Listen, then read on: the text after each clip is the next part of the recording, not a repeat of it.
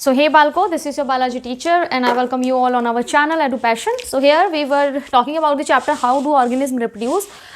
हमने last lecture में fertilisation complete कर लिया है, ह्यूमन फर्टिलाइजेशन. आपको पता चल गया है बेबी कैसे डेवलप हो रहा है मदर के वूम में, थोड़ा सा, पूरी तरह से नहीं आपको पता चला है अभी. फर्दर क्लासेस में आप देखेंगे. अभी हमने क्या पढ़ना है बेटा इसके बाद कि ह्यूमंस तक हम लोग पहुंच चुके थे. उसके पहले हमने सेक्सुअल रिप्रोडक्शन फ्लावरिंग प्लांट्स में पढ़ा था और उससे पहले इस सेक्सुअल रिप्रोडक्शन के डिफरेंट मोड्स हमने कंप्लीट कर चुके हैं. हमारे होपफुली 2 ही लेक्चर और हैं बस, आज और कल. 2 लेक्चर के बाद आपका ये चैप्टर एंड हो जाएगा. ठीक है, तो ये जो लेक्चर का अभी जो पार्ट है हम किसके बारे में बात करेंगे. हमने तो बात कर ली कि जो फर्टिलाइजेशन है, अगर स्पर्म आया तो फर्टिलाइजेशन होती है. लेकिन आज हमने ऐसी बात करनी है जिसमें आपके क्या है, फर्टिलाइजेशन अगर स्पर्म नहीं आया तो क्या होता है फीमेल बॉडी में, हम उसकी बात करेंगे. तो क्या होता है बेटा उसमें, उस कंडीशन को क्या बोलते हैं, मेंस्ट्रुअल साइकिल. या मेंस्ट्रुअल साइकिल नहीं कहते बेटा, मेंस्ट्रुअल साइकिल तो हो ही रही है. मेंस्ट्रुअल साइकिल या मेंस्ट्रुएशन, इसी को आप क्या कहते हैं बेटा, पीरियड्स. वैसे पीरियड्स ना कहो तो ठीक है, क्योंकि पीरियड्स हम सिर्फ उसको कहते हैं जो ब्लीडिंग का फेस है उसी को कहते हैं. बाकी साइकिल को मेंस्ट्रुएशन या मेंस्ट्रुअल साइकिल ही बोलते हैं. ठीक है, ये हमारा आज का टॉपिक है.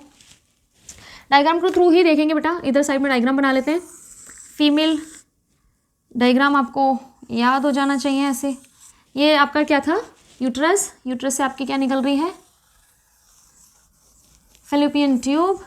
फैलोपियन ट्यूब से आपका निकल रही है, क्या निकल रही है, फैलोपियन ट्यूब ही निकल रही है. उसके बाद ये फिम्बरे होते हैं आपके, और ये रहा आपका, ठीक है, female reproductive system. This is vagina, vaginal tube. This is cervical tube.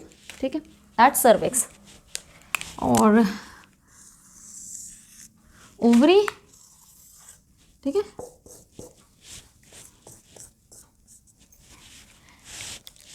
Naming कर ले. अच्छा, अंदर की वॉल भी बना देते हैं. ये आपकी है, आज हम जो बात करेंगे इसी के बारे में बात करेंगे.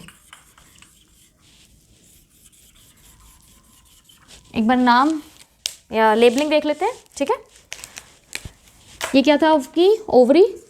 ओवरी क्या थी आपकी, प्राइमरी सेक्स ऑर्गन, जो कि आपकी क्या क्या सिंथेसिस करेगी बेटा, ओव्यूल को, ओव्यूल कह रही हूँ, ओवम को, और आपके सेक्स हार्मोन जो कि है एस्ट्रोजन और प्रोजेस्टेरोन. ठीक है, इसको PS लिखते हैं. कैसे लिखते हैं प्रोजेस्टेरोन को, मैं भूल भी गई. चलो पूरा ही लिख देते हैं, छोड़ो. और ओवम को और एस्ट्रोजन एंड प्रोजेस्टेरोन, ये आपके क्या कर रही है, ओवरी सिक्रीट कर रही है, प्रोड्यूस कर रही है. That's fallopian tube. Fallopian tube है ये, इसी को आपने फैलोपियन ट्यूब, इसी को आप बोलते हो ओविडक्ट, क्योंकि यहाँ से ही ओवा निकल के आ रहा है. ठीक है, दैट्स यूट्रस, कोख जिसको वुम्ब कहा था. ठीक है, ये है हमारा सर्विक्स, ये है हमारी cervical canal, and that's vagina. ठीक है, और आज हम इनके बारे में पढ़ेंगे. ये हमारी इनर मोस्ट लेयर है. This is the inner most layer of uterus, जिसका नाम क्या है बेटा, एंडोमेट्रियम.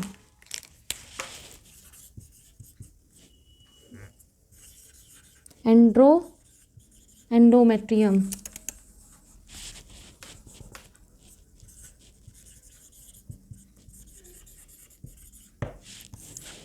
ठीक है, that's the inner most layer of uterus. ये लेबलिंग हो गई आपकी. That's the female reproductive system.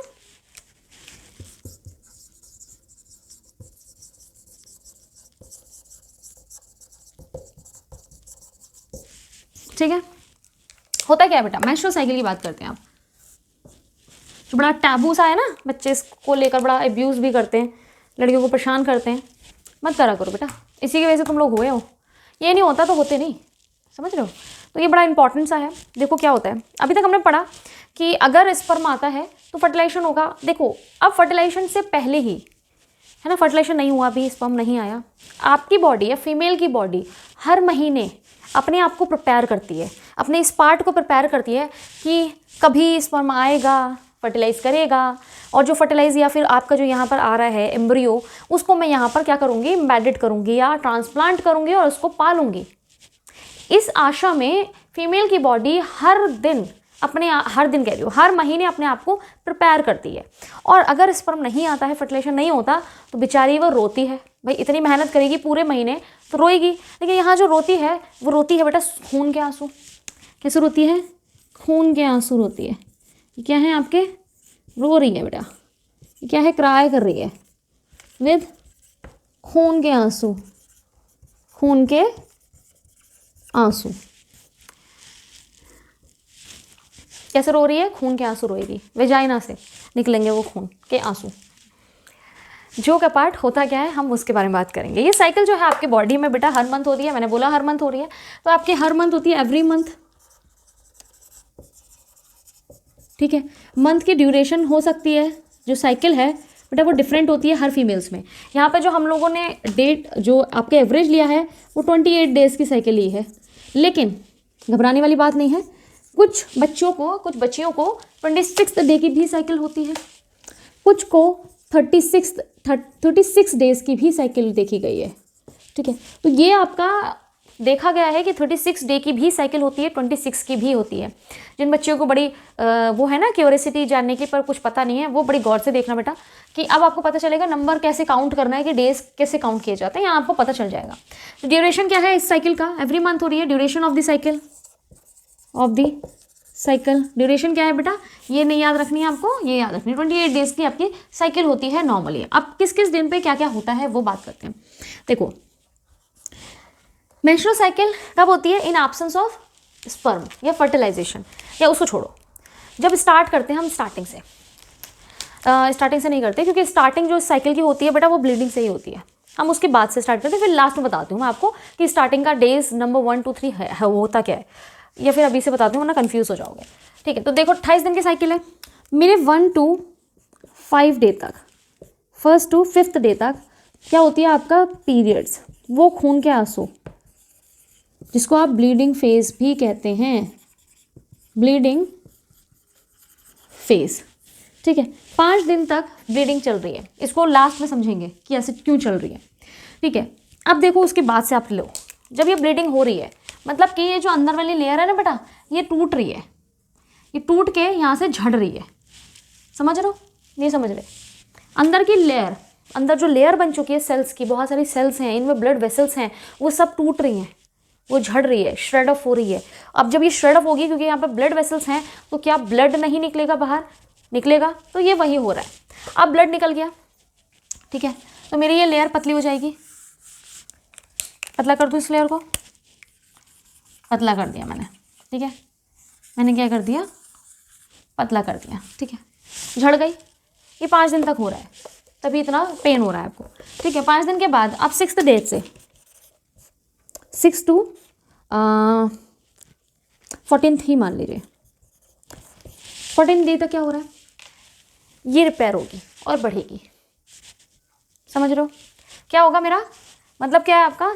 6 से 14th डे तक आपका क्या होगा? Proliferation of endometrium. एंड्रियोमेट्रियम क्यों बढ़ रही है बेटा? ये क्यों बढ़ रही है? ये बढ़ना शुरू हो जाएंगी। क्यों बढ़ रही है? इतनी बढ़ गई, क्यों बढ़ रही है ये?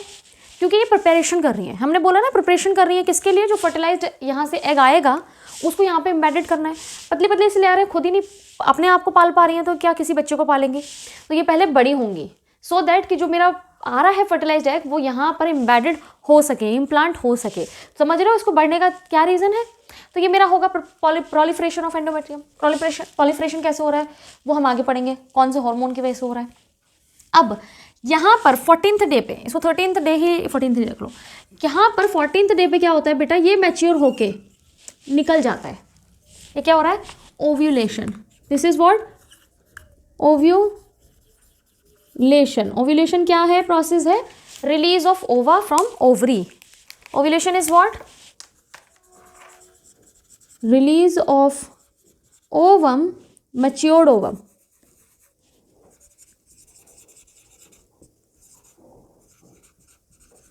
From the ovary. इस प्रोसेस को बोलते हैं ओव्यूलेशन.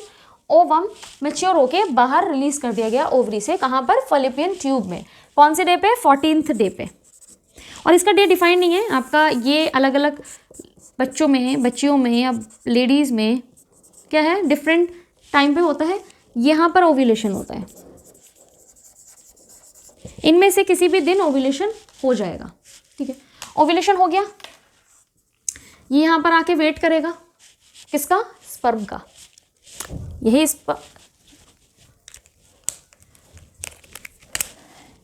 ये क्या है? ओवम. ओवम कहाँ करेगा? यहाँ पर एम्प्यूला रीजन में वेट करेगा फॉर किसका? स्पर्म का. स्पर्म नहीं आया. दिन गुजरते गए. दिन गुजरते जाएंगे बेटा. कितने दिन हो गए? यहाँ से 14th हो गए. इसके बाद कितने दिन रह गए? 14th, 15th to 28th day तक. यहाँ पर क्या होगा? सिक्रीशन होने लगता है. सिक्रीशन मतलब कि पहले हमने इस वाले फेस में बेटा 15 से 28 दिन तक भी आपकी ये और बढ़ती हैं. ये थोड़ी सी और बढ़ेंगी, पहले से भी और ज़्यादा बढ़ने लगेंगी. और यहाँ पर सिक्रीशन होने लगेगा. खाने पीने की चीज़ें यहाँ पर सिक्रीट करने लगेंगे. ठीक है, सिक्रीशन होने लगेगा.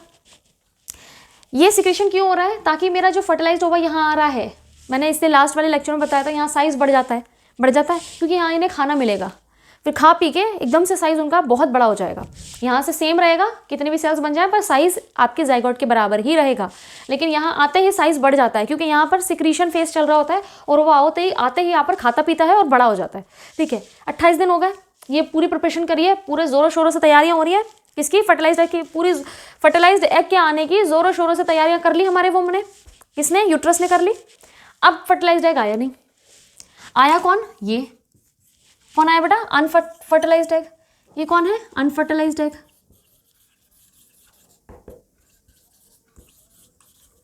या फिर ओवम. अनफर्टिलाइज्ड है, स्पर्म आया नहीं. अनफर्टिलाइज्ड है ना, तो क्या होगा? ये सारी प्रिपरेशन किस काम की करी? तो हमने फर्टिलाइज्ड एग के लिए थी, वो तो आया नहीं. तो ये सारी प्रिपरेशन बॉडी से बाहर निकाले जाएंगे. ये पहली वाली रह जाएगी. इसके बाद ये पूरी जो प्रिपरेशन है बेटा, पूरी ये क्यों? अच्छा, यहाँ पर सेल सिर्फ बढ़ नहीं रही थी, यहाँ पे ब्लड वेसल्स भी बन रही थी. ब्लड वेसल्स क्यों बन रही थी? पहले हम पढ़ चुके हैं कि बेबी यहाँ डेवलप होगा, और बेबी डेवलप कराने के लिए हमको ब्लड की सप्लाई भी चाहिए ना. हम कैसे चेंज करेंगे? एक्सचेंज ऑफ मटेरियल कैसे होगा? Through blood. तो ब्लड हमें कैपिलरीज चाहिए थी, ब्लड वेसल्स चाहिए थी हमें, तो यहाँ पर जनरेट होंगे. वो सब भी आपकी श्रेड ऑफ होंगी. अब because of this unfertilised egg, ये तो डिजनरेट हो जाएगा यहीं पर. उसके साथ जितनी प्रिपरेशन है वो सब श्रेड ऑफ होनी शुरू हो जाएगी. तो यहाँ पर आप समझ रहे हो, ये प्रिपरेशन अगर अनफर्टिलाइज्ड एग आया तो ये श्रेड ऑफ होनी शुरू हो जाएगी. तो साइकिल की जो शुरुआत होती है बच्चों, वो first day of your periods होती है. ठीक है, समझ रहे हैं आप अपना नंबर ऑफ डेज कैसे काउंट करती हैं. आप फर्स्ट डे जो आपका पीरियड का है उससे काउंट करें. फिर आपको देखेंगे आपका जितना टाइम तक भी चलता है, और नेक्स्ट पीरियड का जो फर्स्ट डे होगा उससे पहले वाले दिन तक आप देखेंगे कि आपकी साइकिल कितने डेज़ की है. तो फर्स्ट 5 डेज जो है, कुछ बच्चों को 1 to 3rd डे तक होती है. 3 दिन के पीरियड्स होते हैं, कुछ को 5 दिन के होते हैं, कुछ को 7 दिन के भी, 8 दिन के भी होते हैं. And that's normal. ठीक है, दैट्स नॉर्मल. तो ये आपका क्या है, चेंजेस होते रहते हैं. तो लेकिन आपका जो ओव्यूलेशन है वो 11 to 14 डे पे ही मिलेगा. और ओव्यूलेशन आप जानते हैं, जैसे ओव्यूलेशन होगा, फर्टिलाइज्ड करने की जो एबिलिटी है वो बढ़ जाती है. फीमेल फर्टाइल हो जाती है इस टाइम पर, इसके आसपास दिन. बाकी इन्फॉर्मेशन जो आपके हैं बेटा वो आप फर्दर क्लास में लेंगे, यहाँ पर इतना ही काफ़ी है. तो ये सारी चीज़ें आई होप समझ में आ गई होंगी कि कैसे ब्लीडिंग हो रही है. ड्यूरेशन समझ में आ गया. अब ये चीज़ हमें देखनी है बेटा, ये तो हमने कैसी बात कर ली है कि कैसे कैसे हो रहा है. ठीक है, अब हम बात करते हैं कि ये कब शुरू होता है. मेंस्ट्रुअल साइकिल शुरू कब हुई? Menstrual cycle begins at puberty. Puberty पे बेटा कुछ हार्मोन्स निकलते हैं, ठीक है, जो पहले नहीं निकले, और आपकी बॉडी में चेंजेस आने शुरू करवा देते हैं वो. और जैसे चेंजेस आते हैं आपकी बॉडी में क्या शुरू हो जाती है? मेंस्ट्रुअल साइकिल शुरू हो जाती है. तो प्यूबर्टी आपकी एज कौन सी एज में होती है? आपकी 12 to 14 एज, 12 to 13 और 14 था. ठीक है, यही था शायद. तो अच्छा 14th हटा दो फिलहाल, क्योंकि लास्ट वाला डेट है, 12th ही रहने दो। 11th या 12th पे आपके, उसको 11 12th ही करती हूँ मैं, 11th या 12th पे क्या हो जाती है, स्टार्ट हो जाती है, मेंस्ट्रुअल साइकिल बिगिंस हो जाती है। अब इसको बोलते क्या है, इसके लिए एक स्पेशल टर्म है। फर्स्ट जो आपकी स्टार्ट हो रही है मेंस्ट्रुअल साइकिल, उसको बोलते हैं आप बेटा menarche. Menarche is what, the starting of menstrual cycle, the beginning of the menstrual cycle. आपकी जो स्टार्ट की जो पहली साइकिल है उसको मेनार्च बोलेंगे। शुरुआत हो चुकी है रिप्रोडक्टिव साइकिल की या रिप्रोडक्शन की मेच्योरिटी की शुरुआत हो चुकी है।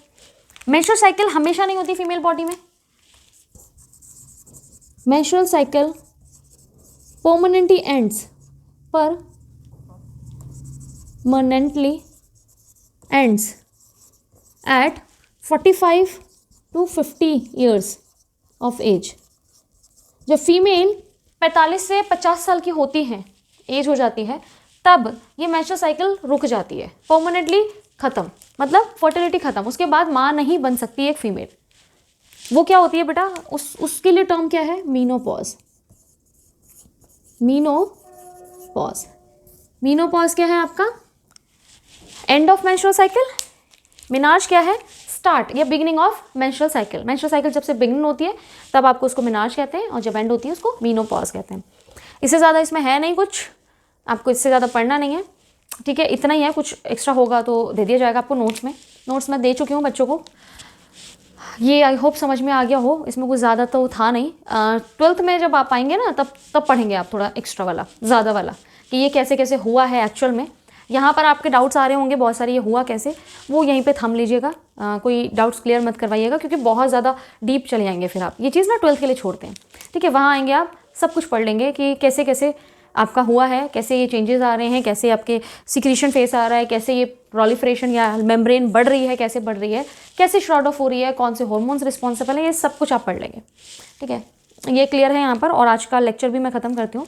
इसके बाद आपका टॉपिक रह गया होगा बेटा, क्या टॉपिक रह गया आपका, लास्ट वाला टॉपिक रह गया, उसके लिए सिर्फ एक लेक्चर की ज़रूरत है और आपका चैप्टर एंड हो जाएगा। तो होपफुली कल या डे आफ्टर टुमारो मैं वो लेक्चर अपलोड कर दूँगी और चैप्टर एंड करेंगे। उसके बाद हेरिडिटी शुरू करेंगे। सो तब तक पढ़ते रहिए। God bless you all.